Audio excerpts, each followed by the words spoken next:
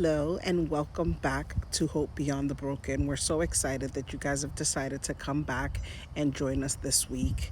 Please share, subscribe to our channel so we are able to continue to bring this positive feedback and positive stories to you.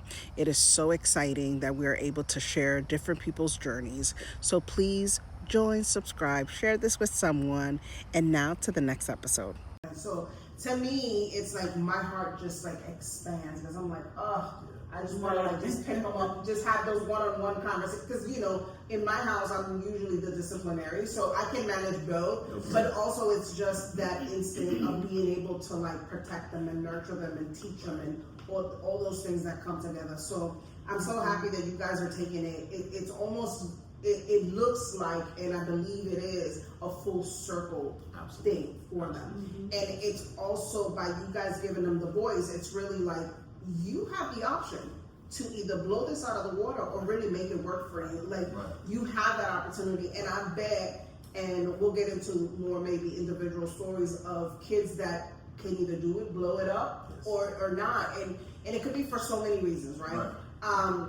But yeah, definitely it is a very it is very heartwarming, and also want to give you guys your flowers. You guys are doing a great job. Yeah, you guys are doing a great job, so keep doing it. Yes. So I have a question. These boys often come from incredibly difficult situations. How do you balance structure and discipline with compassion? Which I think we spoke a little bit about it right now. Yeah. It's back again, pulling back those layers to build that rapport. Us taking them, our staff, we incorporate staff. Taking that 5-minute ride to school, have conversation, build. It's all about building rapport. Right. If you can start building that rapport, because just because I say go clean the kitchen, it's different when they have that respect for me and I build a rapport. You're gonna clean that kitchen just because it's the right thing to do. It's that respect level. So it's all about building that rapport, peeling back the layers of pain, whether it's drugs, sexual assault, all those, just like peeling vanilla. So that just comes over time with rapport and that balancing trick. So when they first get to us, we already know they're gonna have their guard up. So give them a little time, give them a little space, we go over the rules and all that good old stuff. And as they see that we are consistent, those walls start to come down. Right. Oh man, that's the same thing that they told me last week. Bedtime is at 9 o'clock. Wi-Fi goes off at this time. We eat dinner at 6. All the kids really want is that structure. They haven't. The ones that has been removed, they haven't had the structure. They resisted at first, but when they said, "Oh man, this is the same routine. Everything not as bad. It's not as bad. I'm safe. I get up now. I get 3 meals a day. I got people that genuinely. Now this takes a while. That genuinely cares for me. They actually love me. So. Well, just like Mr. Ford said, all of our kids have a relationship with us, and we're the co-founders. So, and we do have staff. So it's not like no one is here, but you're gonna see us. Exactly. Yeah. Most days, and when I say most days, probably 360. You see one of them. You gonna see at least one of us every day. Absolutely. So with that, we have developed that rapport with each one of our kids, and so it makes it a little easier to buy into the system because now you see the owners. You don't just see just this particular staff. You see the owners here, and we showing you the same thing that the staff shows you. Hey, listen, this happens this time. This happens that time. Hey, you need to do this. You need to do that. And we take pride in what we're doing. So that takes it to another level for us. Yeah, consistency is the answer to everything, whether it's a good deed or structure or discipline, whatever. Consistency is what's going to sell it. You know what I'm saying? If you show up every day for work, you're going to learn something, and you do the work, you're going to grow.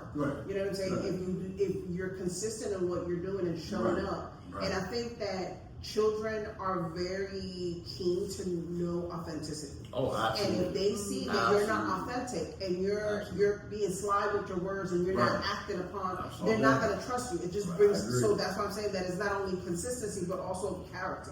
And if they feel safe. Yeah, that's what he said earlier. I like that word because I think safety plays a big part of it. Other than discipline and all of that, safety. A lot of these kids don't feel safe. Right. They feel abandoned. They Right, feel like if they right. see Mr. Ford today, maybe he'll see them another month. That's not consistency. Right, That's not right, safety. right. So at least you guys being able to hold that and always do that, I think that shows a lot of safety and also love, because a lot of these kids, I'm sure, come from broken Yes. families that don't show them love. Yes. And You're that's right. You important. can't, I would say for me, I can't be around as much as I do and not care. So I don't know how people do that. Right, Maybe, yeah, we don't care. maybe it is a way to do it, but I can't be around them as much as we do and not care about the particular situation. So far, for our 30 staff, every one that we interview from day one, we tell them the consistency. We also tell them the flip side. Once you take it personally, we've lost the battle with the kiddos. And it's hard. It is very hard. They're going to say rude things. They're going to say out of the character stuff to try to poke at you, because this is what they want to see. They want to see you, take it personally. Right, they want to see that reaction. So we try to tell the staff, if you can be consistent and not take it personal, you'll grow in this company. The sky's the limit for you. So that's one thing we try to put it into, though, with the staff there. Because it is, we're not going to undermine and say this is an easy job. So we support our staff. Because they're our front line, dealing with a lot of the trauma, a lot of the reaction behaviors. So we're not undermining that this is easy. But once you take it personal, call us, take a break. When you walk outside, because you've lost the battle. But, For sure. Absolutely. So I said earlier that I feel like this thing is almost like destiny. It's destined. Everything that I'm sure we've all been through at some point in our life has trained us for this actual day. The big box facility that we worked at gave us the tools that we needed in order to implement to Redemption Home. The multiple businesses that I started and failed. Now I learned, I made all my mistakes back then. I can't afford to make that mistake here. Right. The discipline from sports. Now I can instill that into some of our young men that want to play football and basketball and whatever it is. We teach them about discipline, training, eating habits, respecting your teammates, your other, roommates even. Respecting adults, you're gonna have, when it comes to sports, you're gonna have adults that may yell at you. You don't have to, you don't have to yell back. It's not always a fight. People just implement discipline in different ways. So we teach them all of these things. One of the main things that we have entangled, I guess, in our short 3.5 years or 3 years is reunification. Reunification is such a beautiful thing when you see it in person. We've seen it in the big box facility very few times. We've probably had about 7 reunifications in our short 3 years, and it's beautiful to see. It doesn't always work. Sometimes the kiddos come back, but that's the reality, and we're still gonna respect you with open arms and train you to get back there, because that's the ultimate goal for everybody. Ultimate goal to build their character. You know what I'm saying? Because I think that it's a multitude of things, but the first true thing is that the devil came to kill, destroy, right? And to steal. And so he's going to try to steal everyone's innocence as early as they can. So for us to be able to be humans that can look at these kids as kids that we can't impart in them. If we are the first time they see Jesus, if we're the first time they see love, if they can experience that, then it creates hope. The seed of hope gets there. So I'm very grateful that you guys are able, in a well-rounded way, can be able to present that to them. And so that's great. Can I say one thing real quick about the devil? I'm sure you've never heard a conversation start like that. That's okay.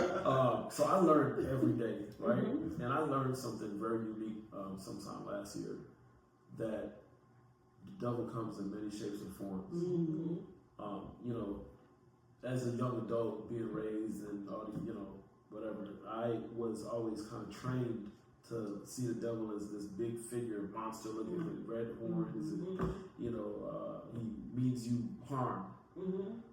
But apparently, well, not apparently, I've learned recently that the devil can shape himself into whatever he needs to Absolutely. make you, to convince you rather,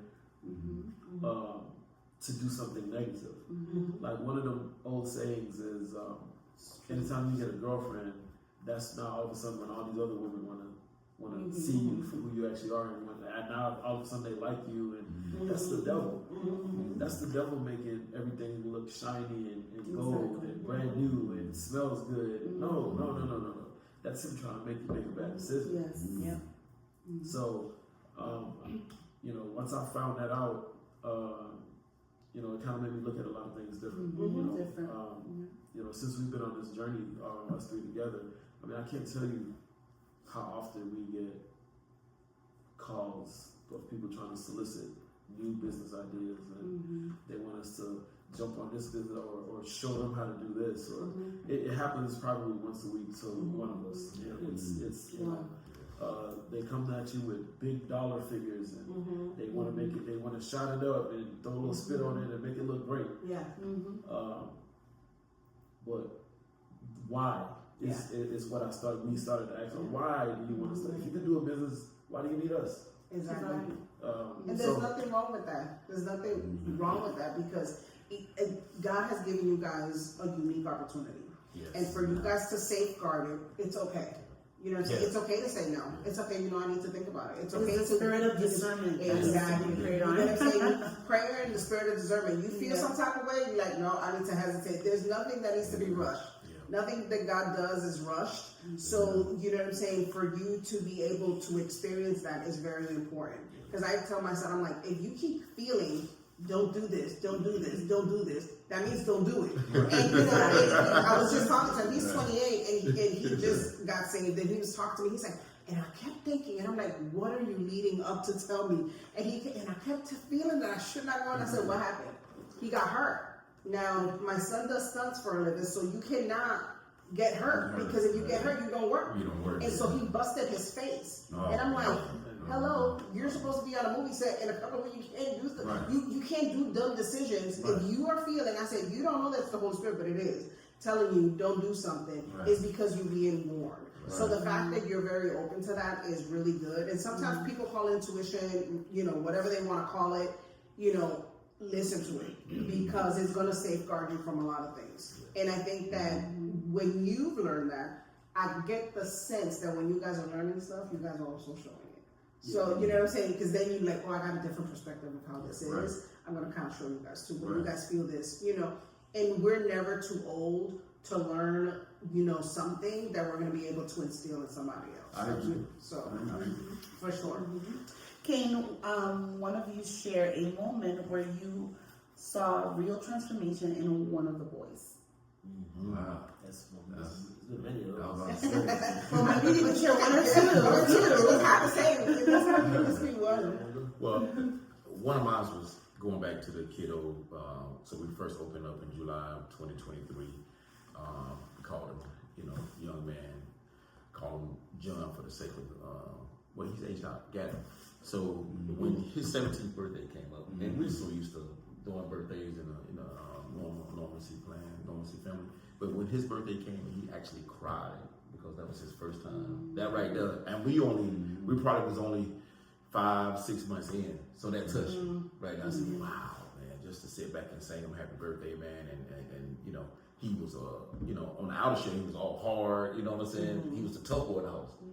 But the staff cooked him an upside peanut butter cake, and you know, we sung him happy birthday. We put it on our social media, and he cried. So that right there, that moment, said, you know what, man, I'm in this for the long haul because we're seeing the trajectory, the impact, and this kid still, you know, he's still getting in trouble. He still calls us to this day. He's like 20, 18. I'm about probably 20 now, but he still calls us, checking in on us to this day. But to see him, that impact of just saying happy birthday, man, and him having those tears of joy.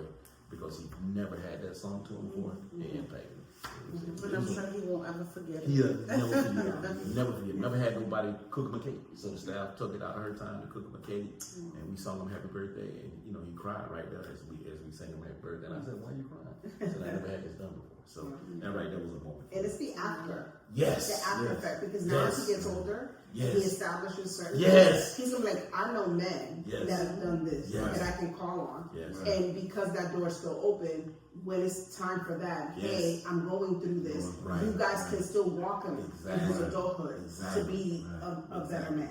You know what I'm saying? And he's Exactly. gonna realize that he doesn't have to do it the way it was done before, Exactly. because you guys have been an example of how it can be done. And that's a big so statement there, that- because that this is amazing. field we have is women driven.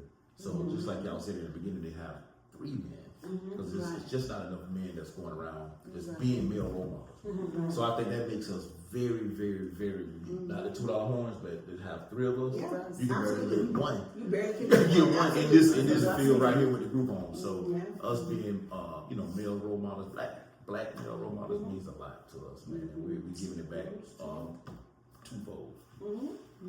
Well, just to take that even a step further, when Gavin came from, was it a level 10? Level 10. Level 10.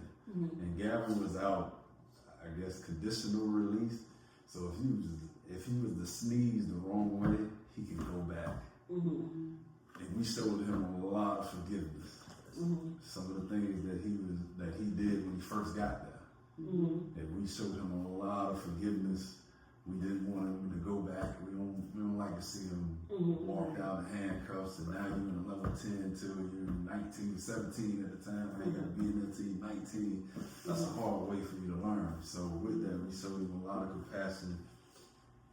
I hope that he's doing well now. I haven't heard from him in a little while, but I do pray for him. I hope that he's doing very well right now. But we did show him a lot of a lot of compassion. Yes. He was a wild kid at first, very wild kid, man. But It builds your tenacity too. Yes. well, that too. But Because it's like, Jesus, Yes. one more time.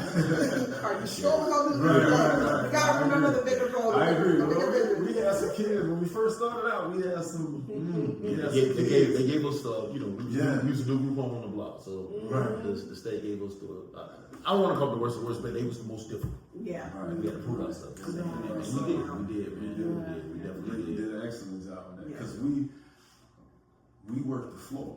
When we first started out, we were working the floor. So we didn't have too many staff, like that. So every day we was there. Every day we worked the floor. So we got a chance to get up close and personal. Right. We're here. But now, every day. and now when you the talk to them, consistency, that Ford talked about, that's what we did every day. And we had to get a rhythm going. And it did work out, thank God. the foundation, you guys created a solid foundation, so now when you train your people, Right. you know exactly. Know exactly. It's not somebody that's coming over here that just opened a Sit behind location. it. It's Yeah, like, hey, right. do this, do that. Exactly. But they No, don't know what it we really did it is, true. what it costs. And I think that's a lot happens with the providers, the group homes that you speak of. They put them together. You won't even see that executive director no more, probably for the rest of that year, probably only at a meeting or something like that. So you see your EDs every day. You see the executive directors every day. So we take pride in that. This past Christmas party, we had a kiddo. I actually cried. We had our Christmas party. We have an annual Christmas party. We invite the people that's been supporting us. We invite the staff, the kiddos.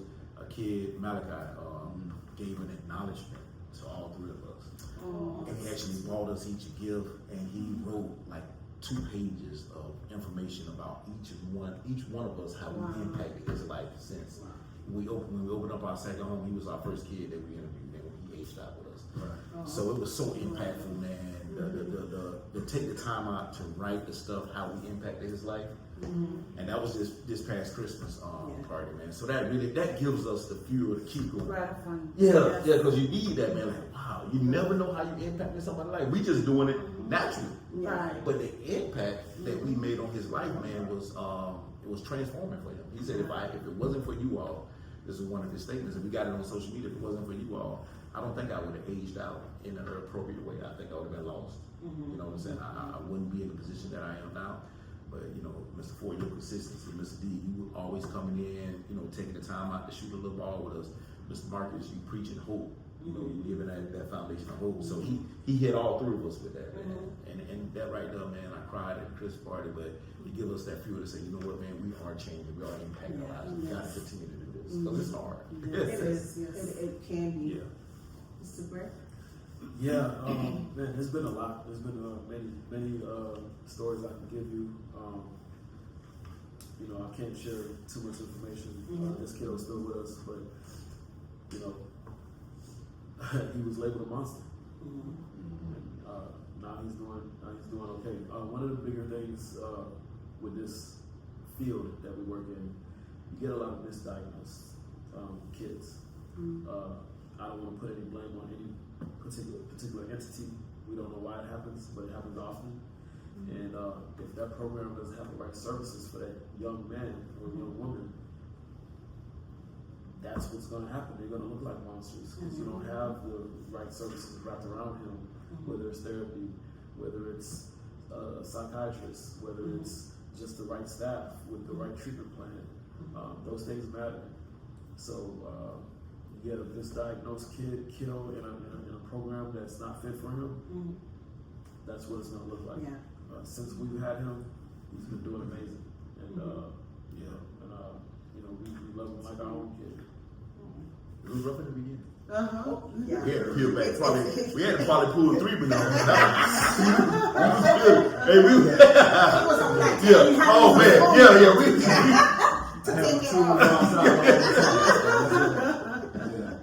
Well, I really commend you because that definitely you guys have a blessing with your name on it because it's not an easy job, I'm sure. No, man. And maybe a lot of people have given up or have wanted to give up. Yes. And that's definitely very, very gratifying.